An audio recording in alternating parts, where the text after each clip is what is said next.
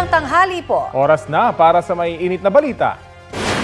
Arestado ang isang lalaki matapos nakawa ng isang computer shop sa San Mateo, Rizal. Mismong anak ang nagsumbong at nagpahuli sa suspect na maraming naro-record sa pulisya. Balita hatid ni EJ Gomez. Sa kuha ng CCTV sa isang computer shop sa Barangay Mali, San Mateo, Rizal nitong Sabado, kita ang isang lalaking nagko-computer. Tumayo siya at tila nagmasid sa lugar. Binuksan niya ang kanyang bag, sumampa sa isang upuan at may kinuha sa estante sa taas ng computer. Sabay alis sa shop. Ang lalaki, isa pa lang magnanakaw. Ayon sa ina ng may-ari ng shop, nakuha ng lalaki ang motherboard na piyesa ng computer na nagkakahalaga ng 11,000 piso. Ilang beses na raw nagnakaw sa lugar ang suspect. Sa tansya nila, abot sa 40,000 pesos na ang halaga ng mga ninakaw na mga piyesa ng suspect. Ito yung pupunta sa dyan, may bag nga siyang dala. Tapos siguro mga 10 minutes pa lang, nagagalit siya sa mga bata, pinapalabas niya. Magsipaglabas niya kayo ito, yung ingay-ingay nyo, mga ganun siya. Tapos may lumalabas na rin siya kasi may motor-motor siya. Yung anak ko pagdating ng gabi, nagririt ng ito yung gagawa, Mama, bakit wala yung malay ko kako. Kaya ang ginawa ng anak ko kayo, nag-install na nga siya ng hidden camera dyan. Sa isa pang CCTV na kuha sa kalapit na computer shop, kita ang suspect na nagbebenta ng mga ninakaw na items. Yung ninakaw niya po raw, naibenta niya lang ng 50 pesos. Kaya lang, sabi naman po ng may-ari, 11,000 yung presyo nun, inano mo lang ng 50 pesos. Naaresto ng mga tauhan ng barangay ang suspect nitong linggo. Ito po yung suspect. Noong dumating po yung complainant, mayroon pong CCTV, pinakita ko po sa kanya. O sabi ko, sino yan? Nung una, hindi ako yan, sabi niya. Sino yan? May kakambal ka ba? Tapos tinignan niya po maigi yun. Ngayon, ang sabi niya, ako po yan. Sa gitna ng pakikipag-usap sa complainant, nagawa pang tumakas ng suspect. Ayan, tatakbo na po siya dyan. Ayun, nagkaroon po siya ng pagkakataon na yun. Nang mag-viral ang post ng biktima sa social media, nakatanggap daw siya ng tawag mula sa mismong anak ng suspect para isuko sa mga otoridad ang kanyang ama na nagtatago sa kanilang bahay sa Montalban. Puntahan daw po, ulihin, ipakulong na lang daw po. Kasi masyado ng araw pong maraming yung tatay niya, maraming record. Umamin ang suspect sa krimen pero tumanggi siyang magbigay ng pahayag sa kamera. Nakakulong siya sa custodial facility ng San Mateo Municipal Police Station. Sasampahan siya ng kasong theft. EJ Gomez, nagbabalita para sa GMA Integrated News. Kasi simula pa lang ng tag-ulan, pinerwisyo na ng ulan at baha ang ilang bahagi ng Mindanao. Balitang hatid ni Bam Alegre. Naperwisyo na malakas na ulan ang mga motorista sa San Fernando, Bukidnon. Binaha kasi ang National Highway. Isinara muna ang isang linya ng kalsada dahil sa posibleng pagguho. Nakadaan din kalaunan ng ilang motorista nang unti-unting humupa ang tubig. Bumuhos din ang malakas na ulan sa ilang bahagi ng UP, Maguindanao del Norte. Sinabayan pa ito ng kulog at kidlat. Dahil dito, kakaunti ang nakapunta sa trade fair doon at naging matumal ang benta sa mga food stall. Binaha ang malaking bahagi ng barangay poblasyon sa Palimbang, Sultan Kudarat. Umabot hanggang tuhod ang baha sa loob ng ilang bahay. Pansamantalang lumikas ang ilang residente. Lumaragas ang baha rin ng namerwisyo sa ilang bahagi ng Mawab, Davao de Oro. Nagpalala sa baha ang maliliit at baradong kanal. 8 pamilya ang apektado ng baha. Sa Malapatan, Sarangani Province, napinsala ang riverbank kasunod ng malakas na ulan. Kita ang mga bitak batay sa padalang larawan ni Yus Cooper Inda Shaira Sayadi. Ayon sa Pag-asa, nararanasang malalakas na ulan sa ilang bahagi ng Mindanao dulot ng Intertropical Convergence Zone o ITCZ. Bam Alegre, nagbabalita para sa GMA Integrated News. Ngayong Hunyo, 1 o 2 bagyo ang posibleng mabuo o pumasok sa Philippine Area of Responsibility. Ayon sa Pag-asa, may tsansa itong maglandfall sa Southern Luzon o kaya sa Eastern Visayas. Pwede ring lumihis ang bagyo palayo sa bansa. Pero kahit hindi tumama sa lupa, maaari pa rin itong hatakin o palakasin ang habagat na magdudulot ng malawakang pag-ulan sa bansa. Sa ngayon, walang bagyo o low pressure area na namamataan sa loob o labas ng PAR. Patuloy na nakakaapekto ang hanging habagat dito sa Luzon. Umiiral naman sa Southern Mindanao ang Intertropical Convergence Zone, habang posibleng muli ang mga local thunderstorm sa iba pang lugar sa bansa. Maghanda po sa pag-ulan ang halos buong bansa sa mga susunod na oras base sa rainfall forecast ng Metro Weather. Posible ang heavy to intense rains na maaaring magdulot ng baha o landslide. Uulanin ding muli ang mga taga Metro Manila. Inaapura na ang pagkukumpuni sa floodgate ng MMDA Navotas North Pumping Station. Sira na naman daw kasi ito. Hirap na magbukas sara ang floodgate sa kapal ng buhangin at burak sa ilalim ng tubig. Hinahabol na matapos ang pagsasayos nito sa katapusan ng Hunyo. Malaking tulong ang Navotas North Pumping Station para maibsan ang madalas na pagbaha sa Navotas at Malabon tuwing high tide at ngayong tag-ulan na. Sa pumping facility naman sa Pasay City, sinimulan ng alisin ang mga basurang naipon sa ilog. Panawagan ng MMDA sa publiko maging responsable sa pagtatapon ng basura. Hulikam sa Novaliches, Quezon City, biglang tinakpan ng lalaki ang mukha niya gamit ang face towel. Saglit niyang sinulyapan ng nakaparadang motorsiklo at nilampasan ito. Matapos ng ilang segundo, binalikan niya ang motorsiklo at tinangay ang nakapatong na sako. Kaswal siyang sumakay sa jeep at tumakas. Taga Caloocan City ang nabiktimang delivery rider. Laman pala ng sakong tinangay ang 39 na parcel na i-deliver sana niya. Dahil sa tangay parcel modus, abot sa 8,000 pesos ang kailangan niyang bayaran. Patuloy ang backtracking ng pulisya para matuntun ang salarin. Arestado na po ang dalawang suspect sa pagnanakaw ng motorsiklo sa Caloocan na ibinalita namin itong Lunes. Sa hiwalay na operasyon sa Tarlac, nahuli rin ang magkapatid na bumili sa motorsiklo na hindi raw nila alam na nakaw pala yon.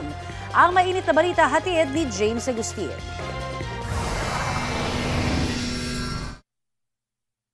May 20 nang makunan sa CCTV camera ang pagnanakaw sa isang motorsiklo na nakaparada sa harap ng computer shop sa Barangay 93 sa Caloocan. Ang motorsiklo makikitang isinakay sa puting van. Sa follow-up operation ng Caloocan Police, nakilala ang mga sospek. Ang dalawang lalaki na edad 21 at 24 anyos, nakakulong sa Santa Maria Municipal Police Station sa Bulacan matapos maaresto noong May 28. Napag-alaman din natin na ito palang mga may gawa ay nakakulong na sa Santa Maria Police Station sa bisa ng warrant of arrest na inisyu ng Branch 33 ng Manila sa kasong carnapping. Positively identify ng ating witness itong dalawang arrested person ng Santa Maria Police Station. Sasampahan ng dalawa ng panibagong reklamong paglabag sa new anti-carnapping law. Sinusubukan pa namin makuha ang kanilang panig.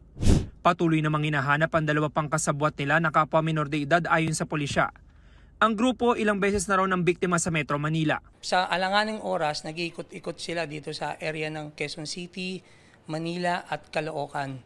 So pag may nakita sila na unattended na motorcycle, agad nila itong tatabihan at isasakay ng 4 na kalalakihan.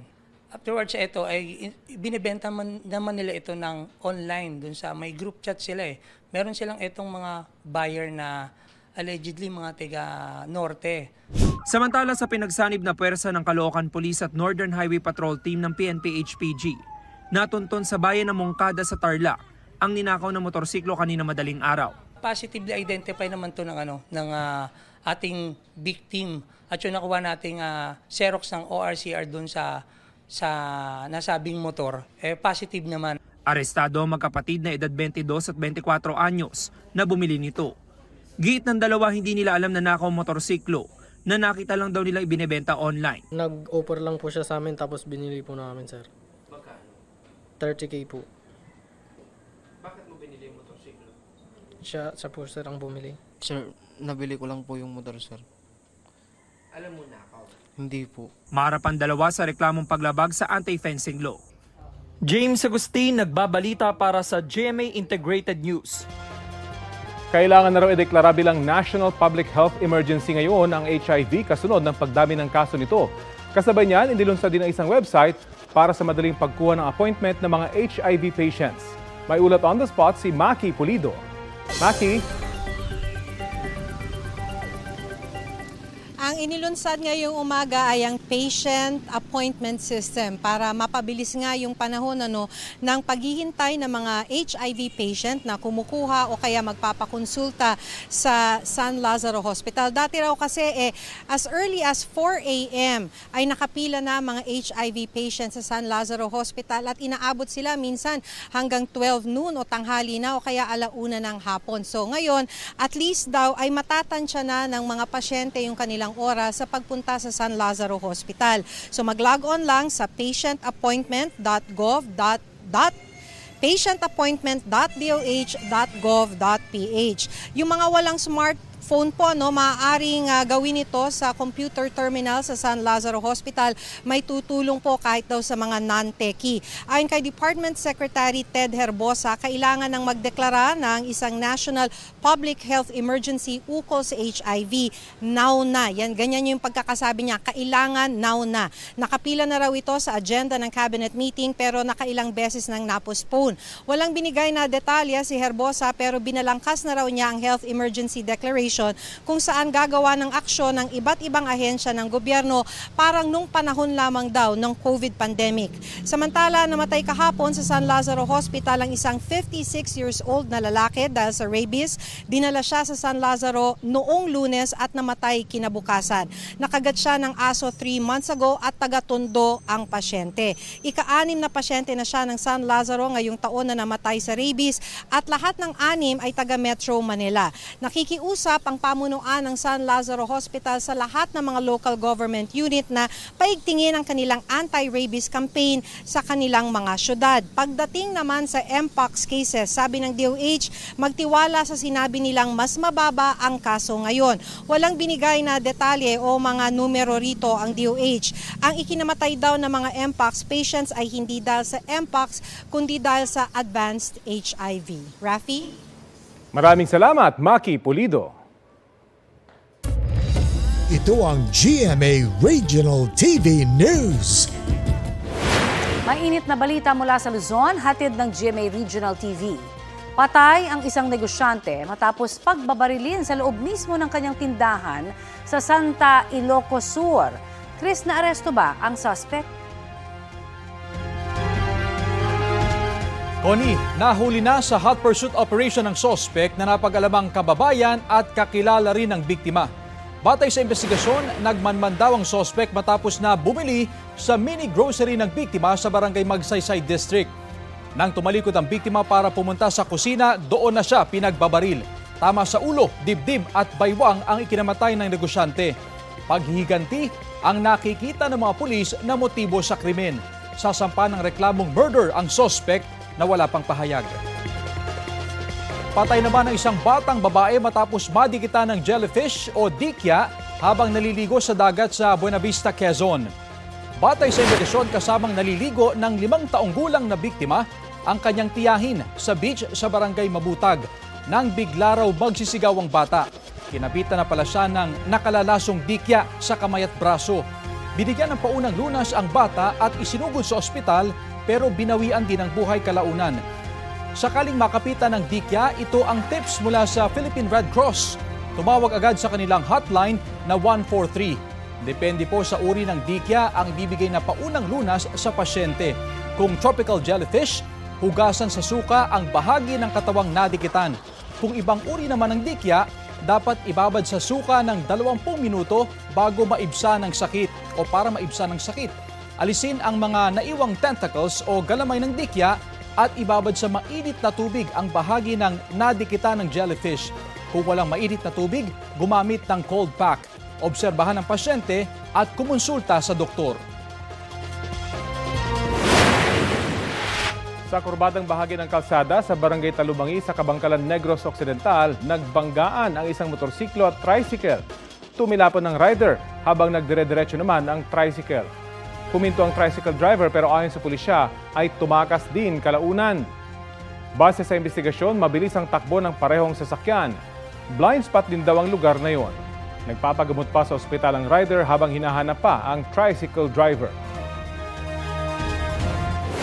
Ilan pang miyembro ng gabinete ang natanggal sa pwesto matapos tanggapin ni Pangulong Bongbong Marcos ang kanilang courtesy resignation. Balitang hatid ni Ivan Mayrina. Kasunod ng performance review matapos silang pagpasahin ng courtesy resignation sa Pangulo. Ilang cabinet-level officials ang nalagas. Tinanggap ng Pangulo ang courtesy resignation sina Presidential Commission for the Urban Poor, Maynardo Sabili, Presidential Assistant for the Visayas, Terence Calatrava, Presidential Advisor on Muslim Affairs, Almarim C. Tila. Terminated naman si Menandro Espinelli, Presidential Advisor for Special Concerns. If you are asking for blood, there will still be blood.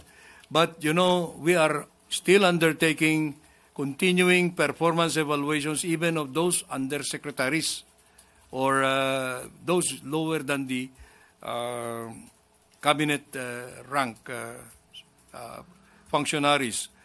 I assure you that this is a very sweeping and thorough evaluation being made by the President and the panel of his choice regarding those who will be remaining in office and those who will be ultimately ousted.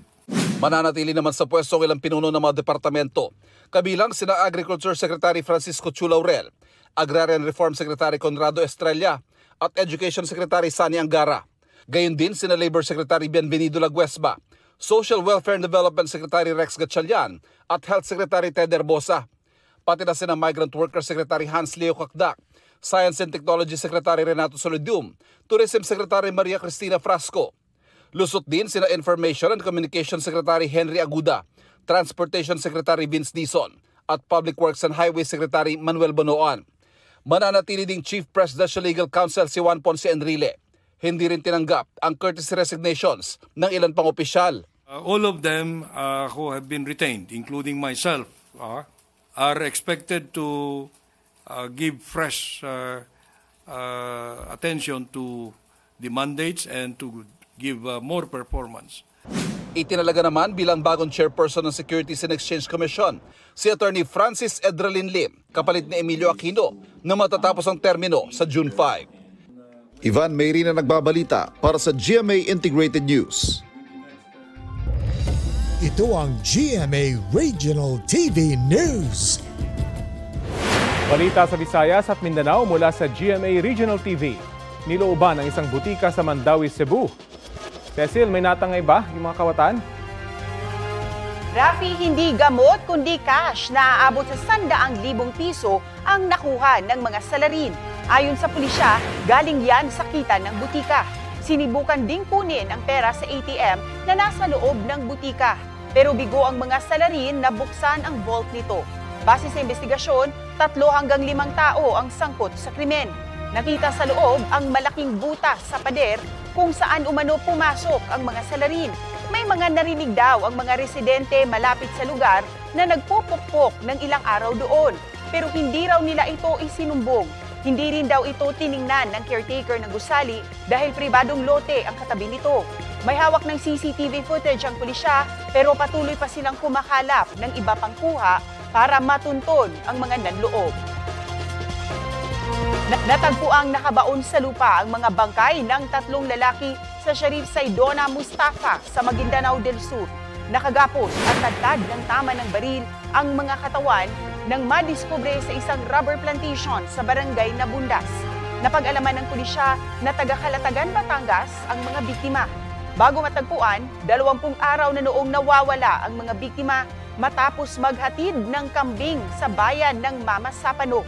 Nitong Lunes, naiuwi na sa Batangas ang mga labi ng 3. Patuloy ang investigasyon ng pulisya sa pagkamatay nila. May palibreng sakay ang LRT2 sa Araw ng Kalayaan. Batay po sa abiso ng LRTA sa GMA News Online, libre ang sakay sa lahat ng istasyon ng LRT2 mula 7 a.m. hanggang 9 a.m. at mula 5 p.m. hanggang 7 p.m. sa June 12. Wala pa pong anunsyo ang LRT1 at MRT3 kung may libreng sakay din doon para sa ika-100 at 27 Independence Day. Ito na ang mabibilis na balita. Arestado sa buy-bust operation ang 2 lalaki dahil sa pagbebenta ng baril sa Barangay Tonsuya sa Malabon. Nasabat sa mga suspect ang kalibre 38 na baril na naglalaman ng mga bala. Paliwanag ng isa sa kanila na gawa niya ang krimen dahil sa labis na pangangailangan. Walang pahayag ang isa pang naaresto na nakapagpiyansa na. Naharap sila sa reklamong paglabag sa Comprehensive Firearms and Ammunition Regulation Act at paglabag sa COMELEC gun ban. Hindi raw viable o praktikal sa ngayon ang lagay ng Public Transport Modernization Program ayon mismo kay Transportation Secretary Vince Dizon. Dahil po yan sa hindi mabayarang utang hanggang ngayon ng mga nagpa-consolidate na operator at driver. Hindi na rin daw nagpapautang ang mga bangko dahil sa dami nito. Sa kabila nito, tuloy pa rin po ang programa, sabi ni Dizon. Tutulungan daw nila ang mga kooperatibang makapagpabayad o makabayad. Makikiusap rin anya ang pamahalaan sa mga bangko para magpautang muli. Batay sa datos na lumabas sa pagdinig ng Committee on Appointments para sa pagkakatalaga kay Dizon bilang kalihim ng DOTR, halos 80,000 pa ang hindi consolidated na pampublikong sasakyan sa Pilipinas. Tukoy na ng mga otoridad ang rider na nahulikam na kinakaladkad ang isang aso habang nakatali sa motorsiklo sa Calasiao, Pangasinan. Nahanap nila ang lalaking senior citizen sa Dagupan City. Inamin ng lalaki na siya ang nakuhanan sa video. Paliwanag niya, alaga niya ang aso at hindi naman niya intensyon na saktan ito. Kinarga niya rin daw ang aso matapos may nagsabi sa kanyang nakakaladkad na ito. Buhay raw ang aso at nagtamo ng kaunting sugat. Ipinagamot na rin daw niya ito at nasa maayos na ang kalagayan. Ayon sa Municipal Veterinarian, nasa kustodiya pa umano ng rider ang alagang aso at ipinaliwanag na rin sa kanya ang mga posibleng kaharaping reklamo. Mainit-init na balita, nagpositibo sa iligal na droga ang driver ng truck na nang-araro ng 5 sasakyan sa Batasan San Mateo Road sa Quezon City noong nakaraang Miyerkules. Yan po yung karambola na ikinasawi ng 3 tao at ikinasugat ng 7 iba pa. Matapos tumagilid ang truck, paliwanag noon ng driver, humina raw ang preno ng truck. Batay sa resulta ng kanyang drug test sa Quezon City Police District Forensic Unit, positibo siya sa shabu. Negatibo naman siya sa alcohol breath analyzer test ng Land Transportation Office. Nang inspeksyonin ang minamaneho niyang truck, walang nakitang iligal na droga o anumang drug paraphernalia. Kasunod ng resulta ng drug test, sasampahan na rin siya ng reklamong paglabag sa Anti-Drunk and Drug Driving Act of 2013. Wala pa siyang pahayag kaugnay ng drug test.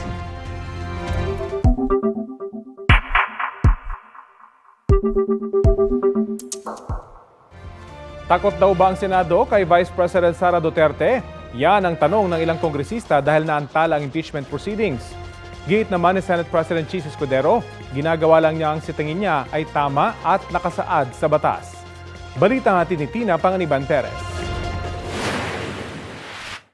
Kasi malinaw naman yung mandato nila mula sa konstitusyon na talagang wala silang choice kundi gampanan nila yung kanilang tungkulin na mag-proceed doon sa impeachment trial. Kasi habang dinidelay, habang hindi ginagawa yung kanilang tungkulin, parang napoproteksyonan dito yung may kasalanan sa bayan, si Sara Duterte. Para sa ilan, dapat nang ituloy ng Senado ang paglilitis sa bise, alinsunod sa konstitusyon. Nagpaplano na ng pagkilos para ipanawagang ituloy ang impeachment trial. Sa gitna nito, may naaamoy ang ilan sa mga nagsulong ng impeachment saan nila ipag-antala ng Senado sa impeachment proceedings. Well, something fishy, no? Gumagante, may pinoproteksyonan talaga sa nangyayaring yan. At nakikita natin na paghahanda na ito doon sa mga gusto nilang mga position ba o sa 2028, etc. Huwag nang mag-deny si SP na talagang meron siyang pinoproteksyonan. Every day of delay sends the message that the Senate leadership is either afraid of Vice President Sara Duterte or worse, actively protecting her. Kaya nga ang tanong natin, natatakot ba kayo kay Sara Duterte o pinoprotektahan niyo siya? Ang sinisisi naman ng ibang mambabatas na miyembro ng Makabayan Bloc, si Pangulong Bongbong Marcos, na nagsabing hindi niya gusto ang impeachment. Bakit ba siya nagbe-medal dito? Dahil ba may mga issue din siya na ayaw niyang maungkat? Sagot ni Senate President Chis Escudero, wala silang kinatatakutan o pinapanigan. Ginagawa namin kung ano ang trabaho namin. Yung mga ganyang uri ng komentaryo at pain, uulitin ko. Doon sa mga ayaw kay VP Sara at pabor sa impeachment, doon sa mga gusto kay VP Sara at tutol sa impeachment, Walang bale sa akin yun. Susundin ko kung anong tingin kong tama at nakalagay sa batas. Tanong din ni Escudero sa Kamara. Pwede bang irally ko rin sila ng 4 na buwan o hindi nila inaksyonan yung impeachment complaint na inihain noong Disyembre? Kung sila mismo ay hindi nagmadali, inupuan at pabanjing-banjing sa mahabang panahon, sino naman sila para madaliin kami ngayon? Sinisikap namin makuha ang panig ng Malacanang sa mga sinabi ng Makabayan Bloc. Pinagdebatihan sa plenaryo ng Senado ang issue ng impeachment pero wala pa napagkasunduan. Sabi ni Escudero, walang pinagbotohan dahil wala naman daw nagmosyon na magbotohan. Pero napag-usapan na rin sa June 11 na tatalakayin ang impeachment. Nagbabala naman si Senador Alan Peter Cayetano sa paggamit ng botohan para pigilan ang proseso ng impeachment. Kung kailangan pagbotohan yung pag-convene ng Senate impeachment kahit na isa constitutional man ng Senate. Kung a simple majority. Pagka constitutional mandate, gagawin mo lang. Having said that, di ba kasi yung implementing it, applying it, 24, parating may botohan niya. Kasi may botohan kasi can it be overturned by a simple majority vote from the plenary of the Senate, yung constitutional mandate? Hindi dapat. Kaugnay naman ang tanong kung pwede bang tumawid sa 20th Congress ang impeachment, may mga senador na naniniwalang hindi, gaya ni Senador Bato de la Rosa, na kilalang kaalyado ng mga Duterte. Madugo na debate yan. Kung pwede bang tumawid o hindi. If you want to ask me, my own personal thought on this, based on my readings, based on my research, I am more inclined to believe na hindi na pwedeng tumawid sa next Congress. Ayon kay Senate Minority Leader Coco Pimentel, pwedeng iakyat sa Korte Suprema ang issue, pero hindi pa sa ngayon dahil premature pa. Wala rin kasiguruhang papatulan ng Korte Suprema ang issue dahil malaking bahagi nito ay usaping politika. Tina Panganiban Perez, nagbabalita para sa GMA Integrated News. Hindi naman naniniwala si Vice President Sara Duterte na takot sa kanya o pinoprotektahan niya si Senate President Chis Escudero. Sa usapin naman kung may tatawid sa susunod na Kongreso ang impeachment trial, sinabi ng bise na kino-question din nila ito. Pauwi na sa Pilipinas ang bise matapos bisitahin sa The Hague, Netherlands ang amang si dating Pangulong Rodrigo Duterte. Kino-question din namin yan. Yung pag-crossover from the 19th to the 20th Congress dahil ang composition ng House of Representatives, yung lawyers ko na lang magsalita. Pero ang pagkakaintindi ko ay madaming procedural lapses na nangyari na labag sa konstitusyon. Nanggaling na rin mismo kay Senate President Chis Escudero na hindi siya takot kay Vice President Sara Duterte. Sa panayam ng unang balita sa unang hirit, sinabi ni Escudero na hindi siya nagpapasya base sa takot o sa gusto ng sinumang opisyal. Tuloy-an niya sa June 11 ang pagbasa ng Articles of Impeachment laban kay VP Duterte.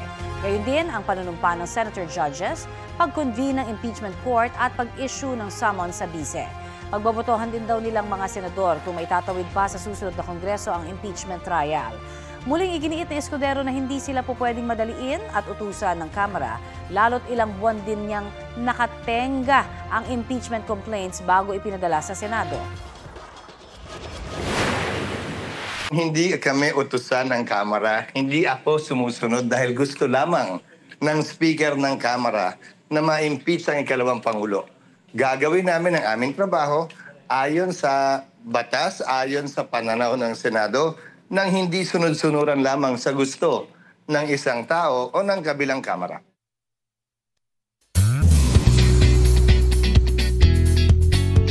Ipinakilala na ang top 20 finalist ng Sparkle Campus Cutie Search ng Sparkle GMA Artist Center. Oozing with charm at appeal ang finalists na mula sa daan-daang nag-audition sa iba't ibang colleges and universities. Yan ay para sa titulong Ultimate Campus Heartthrob. Bukod sa kanilang looks, dapat din abangan ang kanilang mga talento at kwento. Puspusan ang paghahanda ng boys na sumabak na sa orientation and pictorial. Sumailalim na rin sila sa isang buwang training para hasain ang kanilang acting, singing, dancing, and communication skills. Abangan ang final showdown this June. Ang mga magwawagi ay magkakaroon ng management contract with Sparkle para mas ma-develop as next Kapuso leading man. Ang Sparkle Campus Cutie Search ay mapapanood sa online platforms ng Sparkle GMA Artist Center. Mga mare at pare, Happy Pride Month mula kay Reyna Michelle D. Sa Instagram, pogi na, maganda pa o poganda si MMD sa kanyang short hair pictures. May kasamang caption na pride flag at flaming heart emojis. Nag-out as bisexual si Reyna MMD matapos koronahang Miss Universe Philippines noong 2023. Ang Pride Month tuwing Hunyo ay selebrasyon ng iba't ibang gender identities, pati pagsulong sa mga karapatan ng LGBTQIA+ community. Arestado sa Caloocan ng isang lalaki 6 na buwan matapos ang pagnanakaw sa isang bahay. Ayon sa pulisya, nasa 1 milyong piso ang halaga ng mga ninakaw na mga gamit. Balitang hatid ni James Agustin. Sa Barangay 178 Camaring, Caloocan natunto ng pulisya ang subject ng bitbit nilang arrest warrant para sa kasong robbery. Inaresto ng mga operatiba ng District Special Operation Unit ang 26 anyo sa lalaking construction worker. Sa investigasyon, nilooban umano ng lalaki at ng kanyang kasabwat ang isang bahay sa lugar, Nobyembre noong nakaraang taon. Walang tao noon sa bahay dahil nasa ibang bansa ang may-ari. According sa witnesses doon sa area, na laman nila na binuksan ng mga suspect yung bahay. Nilimas yung mga gamit. So, ang mga nakuha doon, mga pera, alahas, mga flat screen na TV, washing machine, mga damit at saka mga mamahaling sapatos. So, sa kabuuan, according sa victim, umaabot ng 1 million ang worth ng mga ninakaw sa kanyang mga gamit. Ika-siyam sa most wanted persons list ng Northern Police District ang lalaki. Aminado siya sa pagnanakaw sa bahay. Sa akin lang po, nagbenta lang po ako eh. Halos nadamay lang rin po sa pangyayari.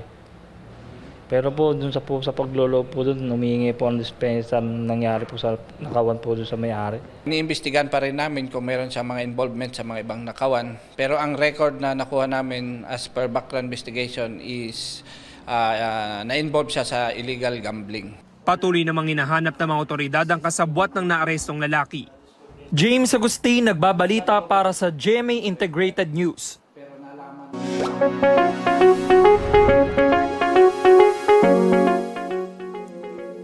Dagsa sa ilang ospital sa Metro Manila ang mga nagpapabakuna kontra rabies dahil nakamamatay ang sakit na yan. Sabi ng Caloocan City Health Office, mahigit 200 kada araw ang nagpapabakuna kontra rabies sa 8 animal bite and treatment center sa lungsod. Dahil dyan, paubos na po ang supply ng rabies vaccine. Priority sa ngayon ang mga naturukan na at kailangang makumpleto ang doses. Sa San Lazaro Hospital sa Maynila, ilang araw na ring mahaba ang pila ng mga gustong magpa-rabies vaccine. Pinakamarami raw ang nasa 4,000 tao na pumila nitong Lunes. Isinusulong din sa pagdinig ng Senate Committee on Health and Demography na palawakin ang rabies vaccine coverage ng PhilHealth. Ay kay Committee Chairman Senador Bongo, maraming hindi nakakapagpabakuna kontra rabies dahil masyado itong mahal. Sinisikap ang kunin ang pahayag ng PhilHealth kaugnay niyan. Sa ngayon, 5,850 pesos ang sasagutin ng PhilHealth sa pagpapabakuna ng mga nakagat ng hayop. Para magkaroon ng maayos na pag-uusap tungkol sa issue sa West Philippine Sea, malaking tiwala ang kailangang buuin ng China ayon kay Defense Secretary Gilbert Chodoro. China has a lot of trust building to do to be an effective negotiating partner in dispute settlement. We have to call a spade a spade. China says that it has peaceful intentions. Why does it continue to deny the Philippines its rightful provenance. Dagdag ni Teodoro, habang nagsasalita sa Shangri-La Dialogue sa Singapore nitong linggo, ikinukubli ng China bilang mga tanong ang kanilang propaganda tungkol sa sitwasyon sa rehiyon. Wala raw bansa ang pumanig sa China kaugnay sa binuo nilang 9-dash line at wala rin daw kumundina sa Pilipinas sa kanilang paglaban sa mga ginagawa ng China. Sagot ng Chinese Foreign Ministry, nagpapakalat ng peking impormasyon ng Pilipinas pati ang mga kaalyado nitong bansa sa nasabing pagtitipon. Hindi raw aatras ang China sa pagtatanggol sa kanilang territorial sovereignty at maritime rights. Nanawagan sila sa Amerika at mga kaalyado nito na tigilan ang pagbuo ng anilay exclusive mini-groups para manira at ibahin umano ang katotohanan. Nilinaw ng Philippine National Police na hindi kompetisyon ang direktiba ni PNP Chief Nicolas Torre III na paramihan ng mga arestong sospek sa kampanya kontra droga, kundi panawagan para sa mabilis, mahusay at makatarungang pagpapatupad ng batas. Sagot ito sa pangamba ng Commission on Human Rights na posible raw maabuso ang sistema para lang maabot ng mga pulis ang kailangang numero ng maaaresto. Sabi pa ng PNP, lahat ng operasyon nila ay naayon sa batas at due process. Una nang tiniyak ni Torre na walang malalabag na human rights sa kanyang utos. Pwede rin daw magreklamo ang mga maaresto kung sa tingin nila ay nalabag ang kanilang karapatan. Ito ang GMA Regional TV News. Tumaob ang isang pump boat sa Tambulig, Zamboanga del Sur na may sakay na 13 magkakaanak. 4 sa kanila ang nasawi. Dead on arrival sa ospital ang 2 babae. Ang 2 batang lalaki naman natagpo ang patay sa search and rescue operations. Samantala, nagpapagaling mula sa mga tinamong sugat ang 9 na kasama nilang nailigtas. Ayon sa pulisya, nagkaaberya ang makina ng pump boat. Sumabay pa raw ang malalaking alon kaya tumaob ang bangka. Patay ang isang lalaki matapos na makuryente sa Balungaw dito sa Pangasinan. Ayon sa pulisya, nangyari yan sa pinagtatrabuhang manukan ng lalaki na 33 anyos. Kwento ng kanyang mga katrabaho na kuryente siya habang sinusubukang abutin ang kable ng isang bentilador. Wala pang pahayag ang pamilya ng lalaki at ang may-ari ng manukan.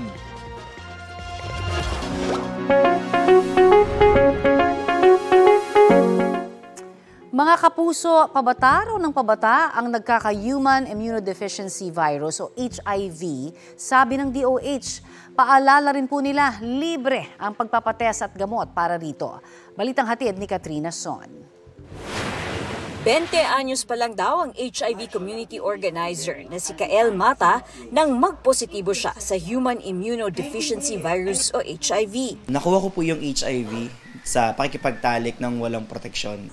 Ayon sa World Health Organization, isa ang unprotected sex sa factors kaya naipapasa ang HIV. Maaari raw maipasa ang HIV sa pamamagitan ng palitan ng mga likido ng katawan mula sa mga taong may HIV. Base sa datos ng Department of Health, mula 21 kaso ng HIV kada araw noong 2014. Dumoble ito sa 48 bagong kaso kada araw noong nakarang taon. Sa datos natin, tayo na ang pinakamataas na new cases dito sa Western Pacific region. At ang nakakaalarma ayon sa DOH, pabata ng pabata ang nagpupositibo sa naturang sakit. 500% daw ang itinaas ng mga kaso ng HIV sa mga edad 15 hanggang 25. Pinakabatang naitalang Pilipino na nagpositibo, 12 taong gulang mula sa Palawan. Isa sa tinitingnang dahilan ng pagdami ng HIV cases sa mga kabataan ay ang social media dating apps at chat rooms dahil pinadadali raw nito ang pakikipag-meet up para sa sex. Pero giit ni Kael, hindi ang mga ito ang problema, kundi access ng kabataan sa proteksyon tulad ng kondom. If they go to health center, they ask, pwede ba makingi ng kondom? Ang sagot sa kanila, saan mo gagamitin? Bakit mo kailangan? Dahil sa paglobo ng mga kaso, pinag-aaralan ng DOH na ideklarang public health emergency ang HIV. Maganda magkaroon tayo ng public health emergency, national emergency for HIV dahil magtutulong-tulong ang buong lipunan. Pag ito ay na-declare as a national emergency, I think mauobliga na yung mga LGUs na gumawa ng mas komprehensibong programa. Ayon sa DOH, bukas ang testing kahit sa menor de edad na walang parental consent. Libre ito pati ang antiretroviral na gamot. HIV is not a death sentence. Hinahawig nga namin yan parang high blood is at the end of your life. No, it's not. You just have to take maintenance. PhilHealth even has an HIV package. Maaari rin daw tingnan ang QR code na ito para sa directory ng mga HIV treatment hubs at testing facilities sa buong bansa. Pwede ring magtanong sa mga health centers at mga pampublikong ospital. Meron din sa mga pribadong ospital at non-government organization. Bukod sa kondom, may mga bagong gamot na rin tulad ng PrEP o pre-exposure prophylaxis na iniinom para pigilan ang HIV kung nakikipagtalik ng walang proteksyon. Katrina Son, nagbabalita para sa GMA Integrated News. Abiso po sa lagay ng panahon ngayong Miyerkules, may thunderstorm advisory po ang Pag-asa sa Bataan, Tarlac, Pampanga, Nueva Ecija, Bulacan, Quezon at bahagi ng Zambales. Valid po ang abisong yan hanggang 12:24 ngayong tanghali. May thunderstorm watch din po sa Metro Manila, Bulacan, Rizal, Laguna at sa Cavite. Asahan pong may mga mabubuong thunderstorm o dagliang malalakas na ulan hanggang 10 p.m. Ingat po mga kapuso! Para mapabilis ang napakahabang pila ng mga pasero sa NAIA, sinabi ni Pangulong Bongbong Marcos na magkakaroon na ng facial recognition technology sa paliparan.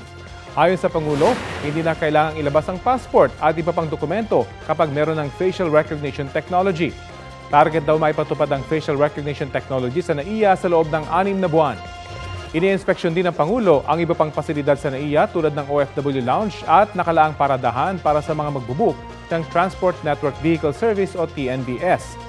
Patuloy raw na pinagaganda ang NAIA para makasabay sa ibang paliparan sa mundo.